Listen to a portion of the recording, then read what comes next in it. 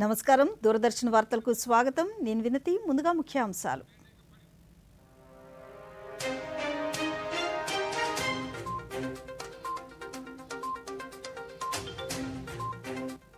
మణిపూర్ ముఖ్యమంత్రిగా యుమ్నం ఖేమ్చంద్ సింగ్ ప్రమాణ స్వీకారం. విద్యార్థుల్లో పరీక్షల ఒత్తిడిని తగ్గించేలా ఈ నెల 6న ప్రధాని పరీక్షా పే చర్చ కార్యక్రమం. 60 కోట్ల రూపాయల శాసకీయ నిధులతో గురుకుల పాఠశాలలు, వసతి గృహాలు నిర్మించాలని ముఖ్యమంత్రి చంద్రబాబు నాయుడు ఆదేశం. రేపు అమరావతిలో సాగునీటి సంఘాల అధ్యక్షుల సమావేశం. మణిపూర్లో రాష్ట్రపతి పాలన ఎత్తివేస్తూ ద్రౌపది ముర్ము ఉత్తర్వులు జారీ. వార్తల్లోని వివరాలు. రాష్ట్రపతి ద్రౌపది ముర్ము పర్యటన ఒడిశాలో కొనసాగుతుంది. పర్యటనలో భాగంగా రాష్ట్రపతి ఈరోజు రాయరంగ్పూర్లో వివిధ ప్రాజెక్టులకు శంకుస్థాపనలతో పాటు ప్రారంభోత్సవాలు చేశారు.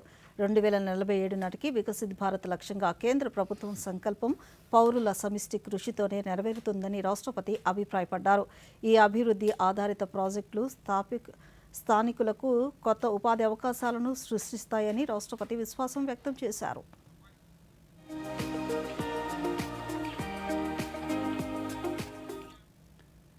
ప్రధానమంత్రి నరేంద్ర మోదీ ఈ నెల 7, 8వ తేదీల్లో 2 రోజుల పాటు మలేషియాలో పర్యటించనున్నారు. మలేషియా ప్రధానమంత్రి అన్వర్ ఇబ్రహీం ఆహ్వానం మేరకు నరేంద్ర మోదీ మలేషియాలో అధికారికంగా పర్యటిస్తారు. ప్రధాని పర్యటన సందర్భంగా భారత్, మలేషియా మధ్య ద్వైపాక్షిక బంధాలు మరింత బలోపేతం కానున్నాయి. సమగ్ర వ్యూహాత్మక భాగస్వామ్యం నిమిత్తం మోదీ మలేషియా ప్రధానమంత్రి అన్వర్ ఇబ్రహీంతో ద్వైపాక్షిక చర్చలు జరపనున్నారు. ఇలానే ఇరు దేశాల నేతలు వాణిజ్యం, పెట్టుబడి, రక్షణ, భద్రత, సముద్ర సహకారంతో పాటు డిజిటల్ ఆర్థిక సాంకేతికత, ఇంధనం, ఆరోగ్య సంరక్షణ, విద్య, సంస్కృతి, పర్యాటకం తదితర రంగాల్లో పరస్పర ప్రయోజనాలపై చర్చించనున్నారు.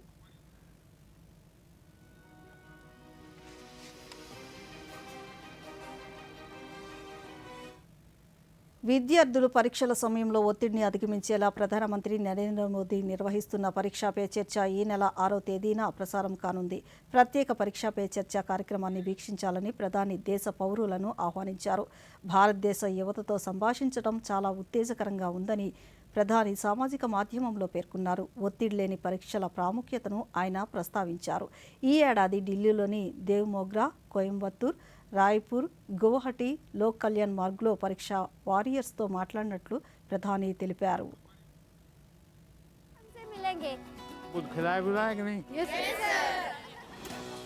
हर बार की तरह होंगे ढेरों सवाल from the young bright minds of India. रोजाना कौन सी एक छोटी सी हैबिट अपनानी चाहिए जिससे हम अपने सपने के नजदीक पहुंचते जाएंगे? हमें मोटिवेशन की जरूरत है या अनुशासन की? आत्मविश्वास बढ़ाने के लिए आप हमें क्या सलाह देना चाहेंगे? आपने अपने तनाव को कैसे हैंडल किया? जिनके मिलेंगे सारे जवाब. परीक्षा के लिए सबसे अच्छी चीज होती है लिखने की आदत डालें. आप मान के चलिए आपने जो पढ़ा है वो कहीं न कहीं तो स्टोरेज है ही है. आप अपनी जो पैटर्न है उस पर पूरा भरोसा करो. देखिए हर एक को हर चीज नहीं आता. देखिए हर एक को कुछ न कुछ तो आता ही. हमने उनका वेलकम किया, फिर उनके साथ बातचीत की तो पता ही नहीं चला कि टाइम कहाँ चला गया. परीक्षा पे चर्चा में बच्चे सिर्फ जवाब नहीं, भविष्य का भरोसा साथ ले जाते हैं. वो बहुत अटेंटिव थे. आपके मिल चाहिए तो मुझे चाय बनानी होगी. ये आपकी हैंड राइटिंग है? Yes sir. अरे वाह. तो तैयार हो जाएं. आ रहा है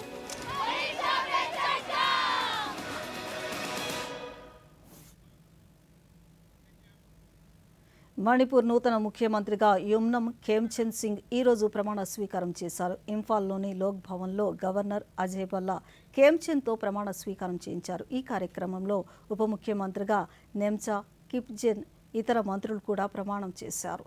ముఖ్యమంత్రిగా ప్రమాణ స్వీకారం చేసిన ఖేమ్చంద్ సింగ్తో పాటు ఇతర మంత్రులకు ఈ సందర్భంగా ప్రధానమంత్రి నరేంద్ర మోదీ సామాజిక మాధ్యమం వేదికగా అభినందనలు తెలిపారు. Consciously discharge my duties as the Chief Minister of the State of Manipur, and that I will do right to all manner of people in accordance with the Constitution and law without fear or favor.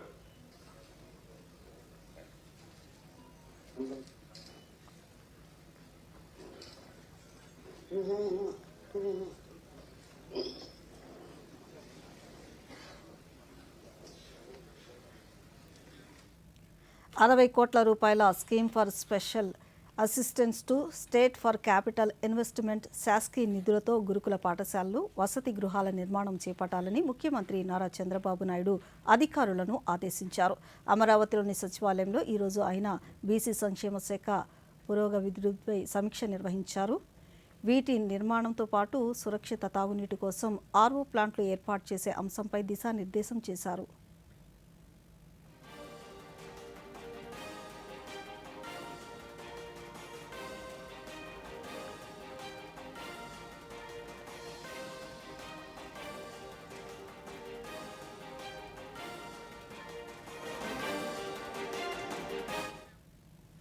రాష్ట్ర పురపాలక శాఖ మంత్రి నారాయణ బృందం Qatar రాజధాని దోహాలో పర్యటిస్తున్నారు. Doha sports సిటీని, Khalifa International Stadium, hospital, sports hospital, Aspire అకాడమీని మంత్రి నారాయణ ఈ సందర్భంగా అధ్యయనం చేశారు.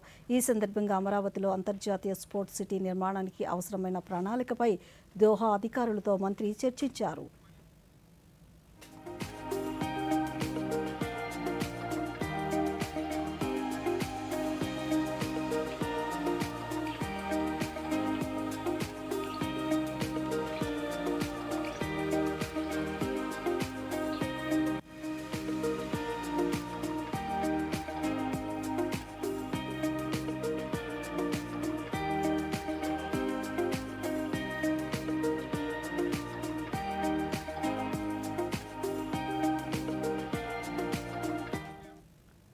కృష్ణా జిల్లా బాపులపాడు మండలం ఆరుగొలను గ్రామంలోని జిల్లా పరిషత్ ఉన్నత పాఠశాల వార్షికోత్సవ వేడుకలు ఘనంగా నిర్వహించారు. ఈ కార్యక్రమంలో రవాణా, రోడ్లు, భవనాల శాఖ, మౌలిక సదుపాయాలు, పెట్టుబడుల శాఖ స్పెషల్ చీఫ్ సెక్రటరీ కృష్ణబాబు, రాష్ట్ర ప్రభుత్వ వైపు గన్నవరం శాసన సభ్యుడు యార్లగడ్డ వెంకట్రావు, జిల్లా కలెక్టర్ డీకే బాలాజీ పాల్గొని పలు అభివృద్ధి పనులను ప్రారంభించారు.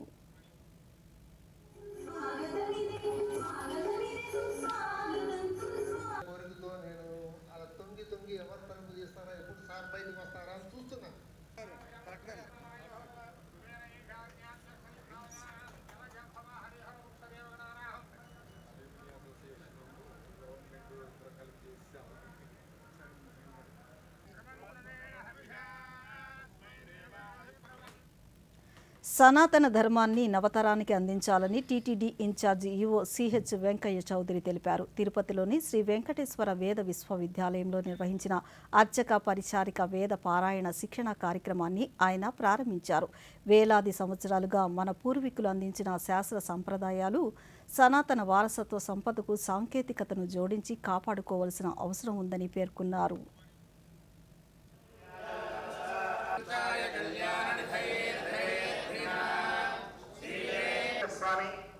యజమాని స్థానంలో ఆనాడు రంగదాసనేటువంటి పూర్వజన్మగా ఉన్నటువంటి కొండవాన్ చక్రవర్తి అంటే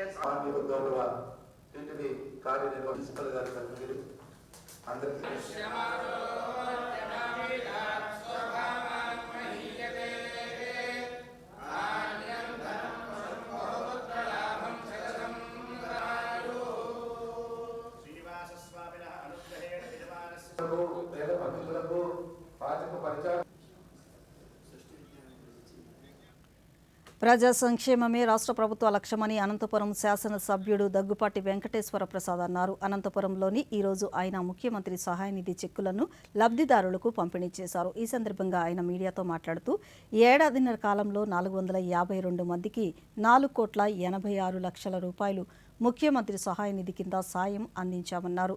స్పష్టమైన ప్రణాళికతో నియోజకవర్గాన్ని అభివృద్ధి చేస్తున్నట్లు వెంకటేశ్వర ప్రసాద్ తెలిపారు.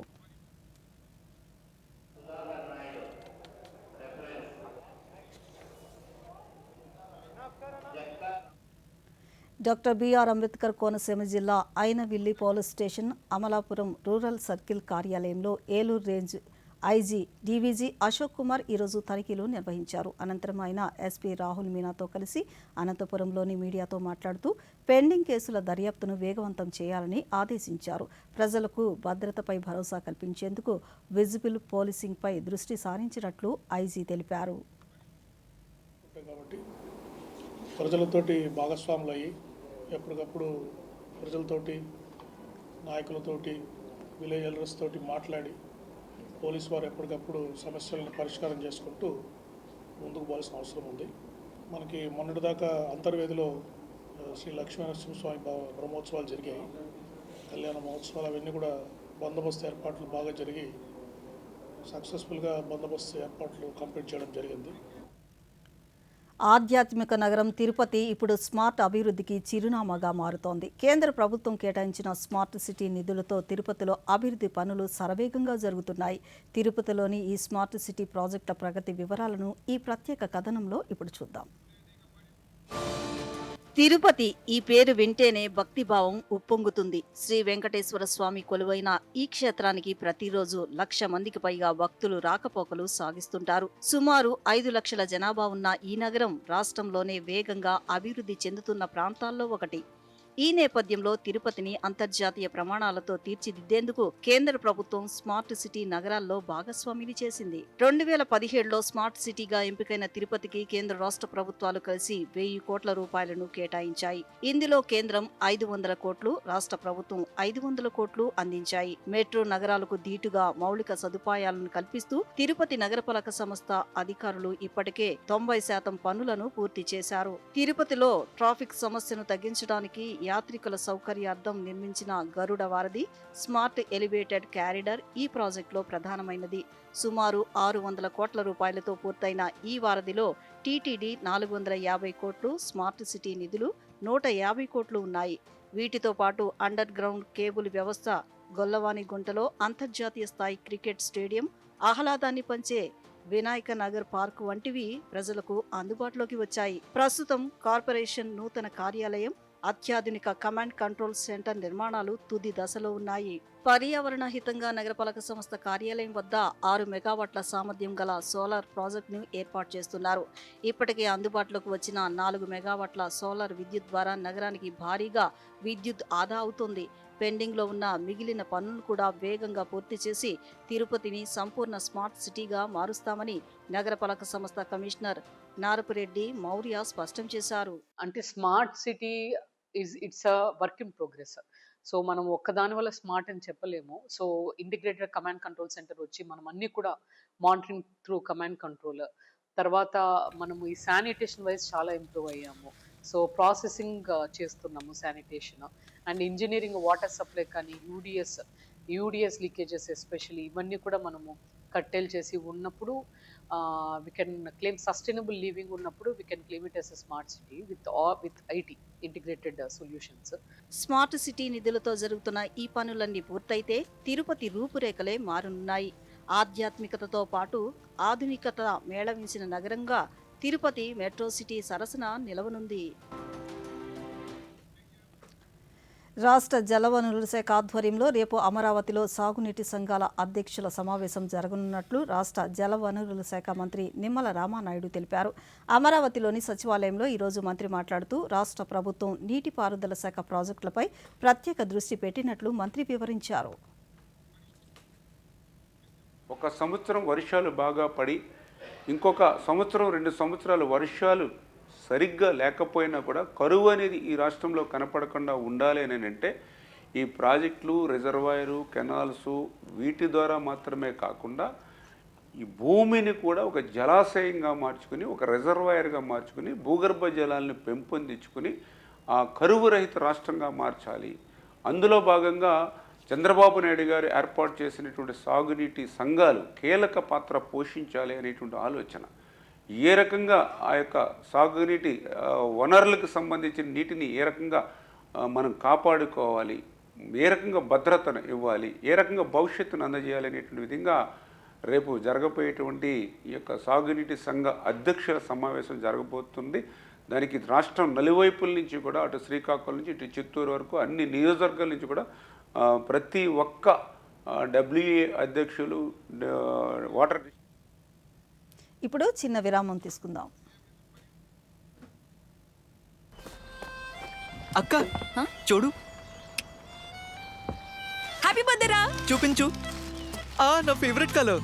ఎప్పుడు షాపింగే. నాకు తెలుసమ్మా, ఖర్చు పెట్టే వయసు ఇదే మరి, రైట్? సేవింగ్ కి కూడా ఇదే వయసు. నాకు తెలుసు నాన్న. పొదుపు చేయండి, సరైన చోట పెట్టుబడి పెట్టండి. పెట్టుబడి డబ్బుపై వడ్డీ వస్తుంది. దాన్ని మళ్ళీ పెట్టుబడి పెట్టడం వల్ల వడ్డీ వస్తూనే ఉంటుంది. నాకు తెలుసు కదా. ఆర్బీఐ అంటుంది, చేయండి సరైన ఆరంభం, అవ్వండి ఫైనాన్షియలీ స్మార్ట్. తిరిగి వార్తలకు స్వాగతం. 2026 దేశవ్యాప్తంగా పట్టణాల్లోని ప్రజల తాగునీటి అవసరాలు తీర్చేలా మురుగునీటి శుద్ధి పనులు పూర్తి చేసేలా అమృత్ 2.0 పథకాన్ని కేంద్ర ప్రభుత్వం అమలు చేస్తోంది. ఈ పథకం కింద రాష్ట్రంలో నిరంతరాయంగా తాగునీరు సరఫరా చేసే జిల్లా కేంద్రాలలో శ్రీకాకుళం మొదటి స్థానంలో ఉంది. శ్రీకాకుళంలో ఈ పథకం అమలు తీరుపై మరిన్ని విశేషాలను ఇప్పుడు చూద్దాం.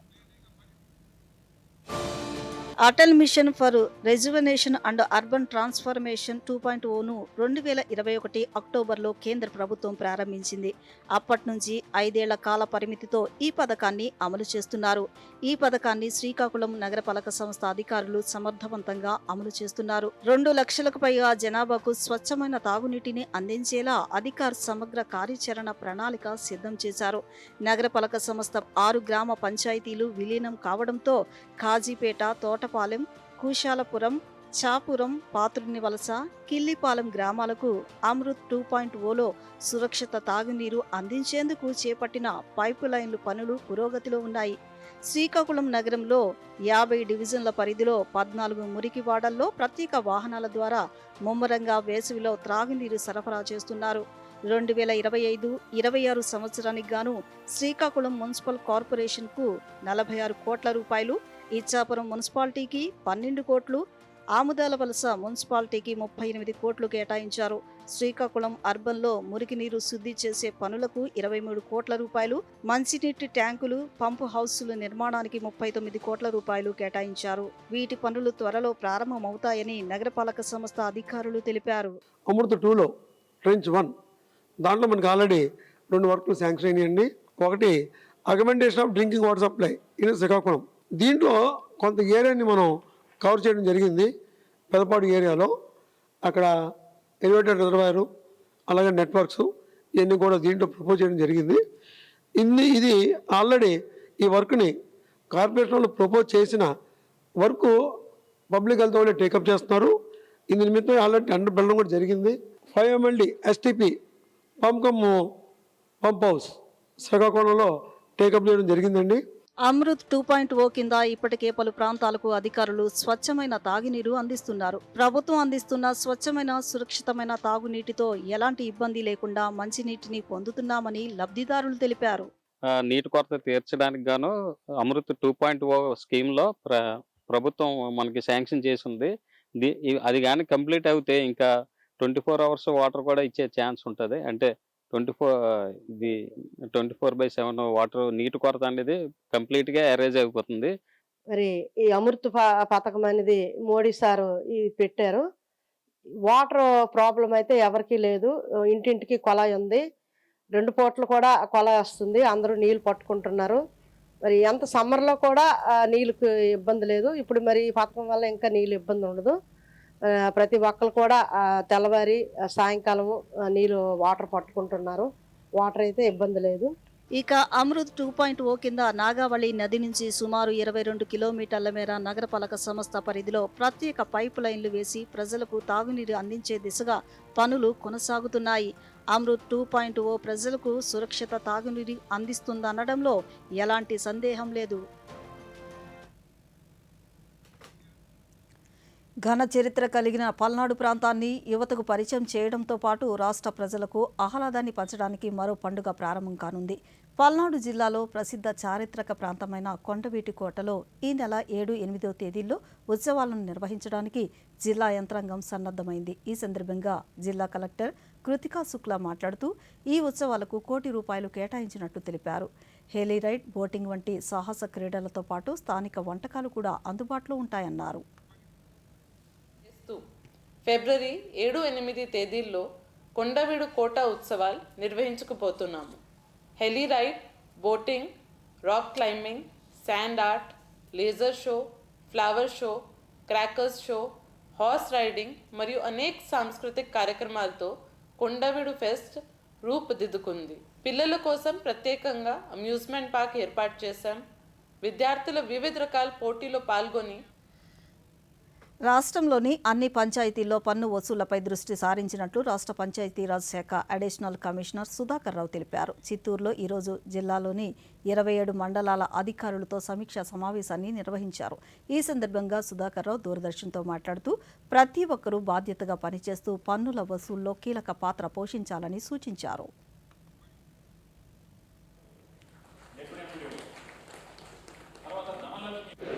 రాష్ట్రంలోని అన్ని జిల్లాలలో ఈ ఇంటి పన్నులు, ఇతర గ్రామ పంచాయతీ పన్నుల వసూళ్ల మీద సమీక్షలు నిర్వహించడం జరుగుతోంది.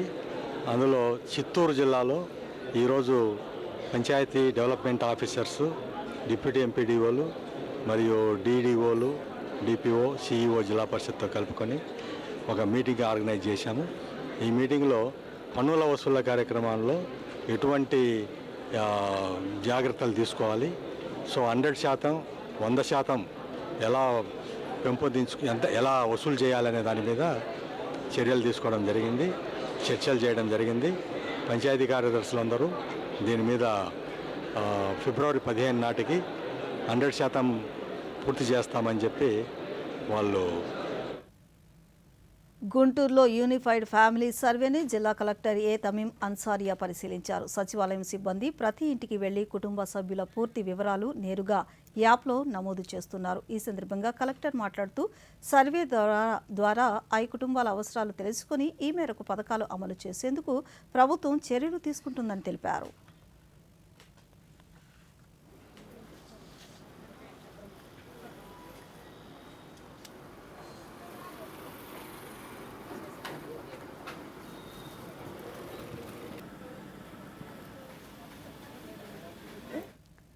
భారత్, అమెరికా మధ్య జరిగిన వాణిజ్య ఒప్పందం ప్రపంచంలోని 2 అతిపెద్ద ప్రజాస్వామ్య దేశాల మధ్య లోతైన సంబంధాన్ని ప్రతిబింబిస్తుందని కేంద్ర వాణిజ్య పరిశ్రమల శాఖ మంత్రి పీయూష్ గోయల్ పేర్కొన్నారు. ఈ ఒప్పందంపై రాజ్యసభలో ఈరోజు ఆయన మాట్లాడుతూ చిన్న మధ్య తరహా సంస్థలు, ఎంఎస్ఎంఈలు, నైపుణ్య కార్మికులతో పాటు పరిశ్రమలకు ఈ ఒప్పందం ఎంతో ప్రయోజనకరంగా ఉంటుందని తెలిపారు. इसी को ध्यान में रखते हुए दोनों पक्षों के वार्ताकारों ने पिछले 1 वर्ष में विभिन्न स्तरों पर गहन बातचीत की है. दोनों पक्षों के महत्वपूर्ण और विविध हितों को देखते हुए यह स्वाभाविक है कि दोनों पक्ष अपनी अपनी अर्थव्यवस्थाओं के महत्वपूर्ण और संवेदनशील क्षेत्रों की रक्षा करते हुए सर्वोत्तम संभव परिणाम सुनिश्चित करना चाहेंगे.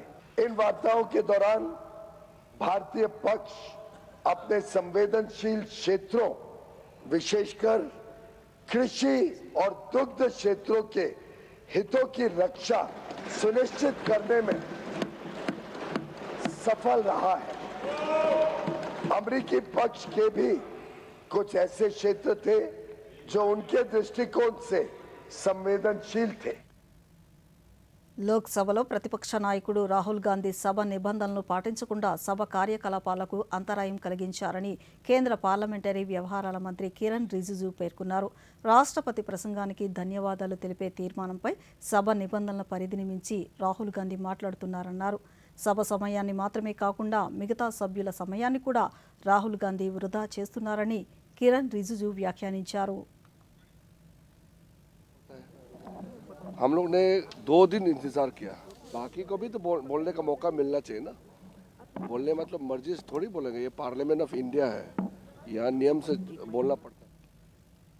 భారత్, అమెరికా వాణిజ్య ఒప్పందంపై విపక్షాల విమర్శలను కేంద్ర ఆరోగ్య కుటుంబ సంక్షేమ శాఖ మంత్రి జేపీ నడ్డా తోసిపుచ్చారు. రాజ్యసభలో రాష్ట్రపతి ప్రసంగానికి ధన్యవాద తీర్మానంపై చర్చ సందర్భంగా విపక్షాలు లేవనెత్తిన ప్రశ్నలకు ఆయన సమాధానమిచ్చారు. ఈ ఒప్పందంతో భారత్లోని వ్యవసాయ, పాడి పరిశ్రమలు మరింతగా బలపడతాయన్నారు. The detailed contours of the agreement will be announced shortly after the completion of these processes. बड़े स्पष्ट शब्दों में कहा.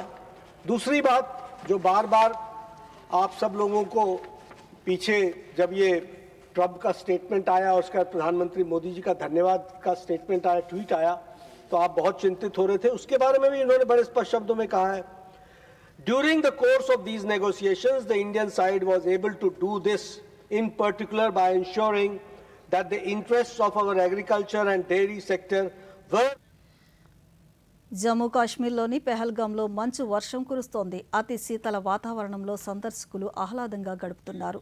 అలానే గురేజ్ ప్రాంతంలో మంచు ముద్దల మధ్య యువత క్రీడలతో ఉల్లాసంగా గడుపుతున్నారు. ఈ వాతావరణంలో సందర్శకుల తాకిడి అధికంగా పెరిగింది.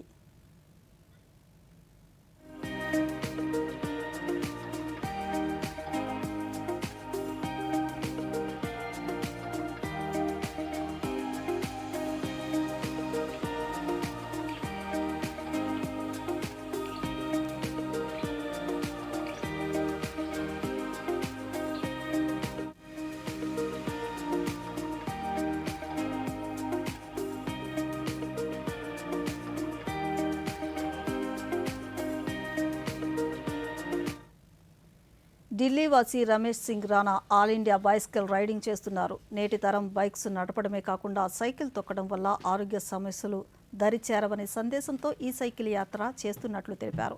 ఇప్పటిదాకా 3000 కిలోమీటర్ల ప్రయాణం చేసి ప్రస్తుతం అస్సాం చేరుకున్నట్లు వివరించారు. కాలుష్య రహిత సమాజం కోసం ప్రతి ఒక్కరూ మొక్కలు నాటాలని సూచించారు.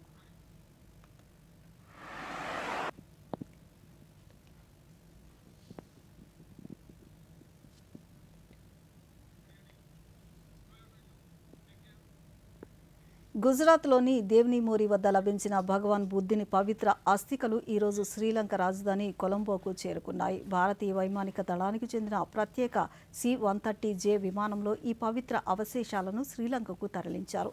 శ్రీలంకలో తొలి అంతర్జాతీయ ప్రదర్శన దేవ్నిమోరి అవశేషాలు భారత్ వెలుపల ప్రదర్శించడం ఇదే మొదటిసారి. గుజరాత్ గవర్నర్ ఆచార్య దేవవ్రత్, ఉప ముఖ్యమంత్రి హర్ష్ సంఘ్వి నేతృత్వంలో ఉన్నత స్థాయి భారత బృందం ఈ అవశేషాలతో పాటు శ్రీలంకకు వెళ్ళింది. వీరితో పాటు ప్రముఖ బౌద్ధ సన్యాసులు, ప్రభుత్వ అధికారులు కూడా ఉన్నారు.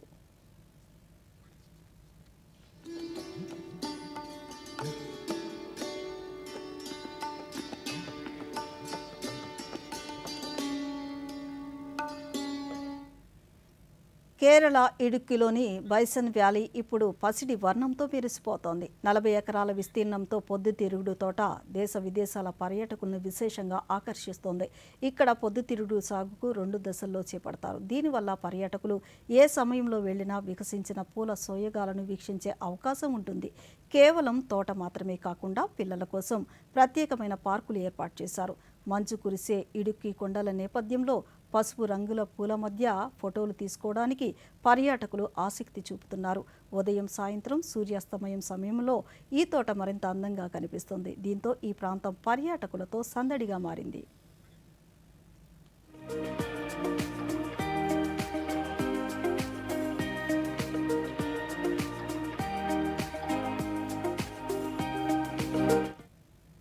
రక్షణ పరిశోధన అభివృద్ధి సంస్థ DRDO విజయవంతంగా solid fuel ducted ramjet SFDR సాంకేతికతను పరీక్షించింది.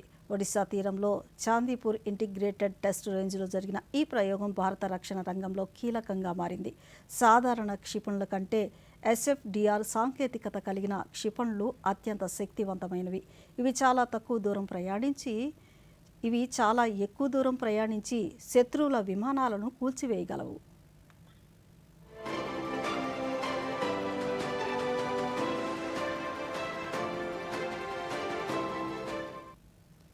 దేశీయ స్టాక్ మార్కెట్ సూచీలు ఈరోజు ఫ్లాట్గా ముగిశాయి. ఈ ఉదయం 83,252 వద్ద ప్రారంభమైన సెన్సెక్స్ ఒక దశలో 83,947 వద్ద గరిష్టంగా తాకింది.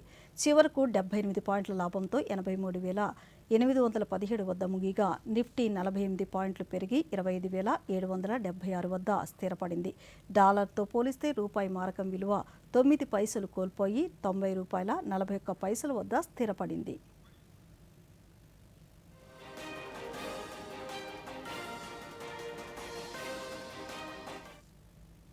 వార్తలు ముగించే ముందు ముఖ్యాంశాలు మరొకసారి.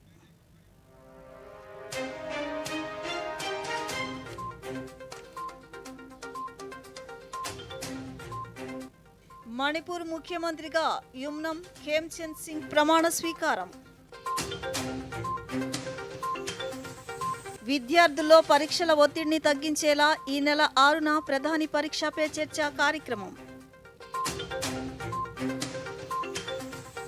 60 కోట్ల రూపాయల శాసకీయ నిధులతో గురుకుల పాఠశాలలు, వసతి గృహాలు నిర్మించాలని ముఖ్యమంత్రి చంద్రబాబు నాయుడు ఆదేశం.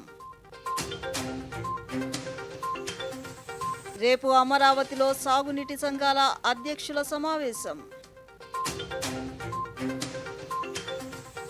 మణిపూర్లో రాష్ట్రపతి పాలన ఎత్తివేస్తూ ద్రౌపది ముర్ము ఉత్తర్వులు జారీ. ఈ వార్తలు ఇంతటితో సమాప్తం. నమస్కారం.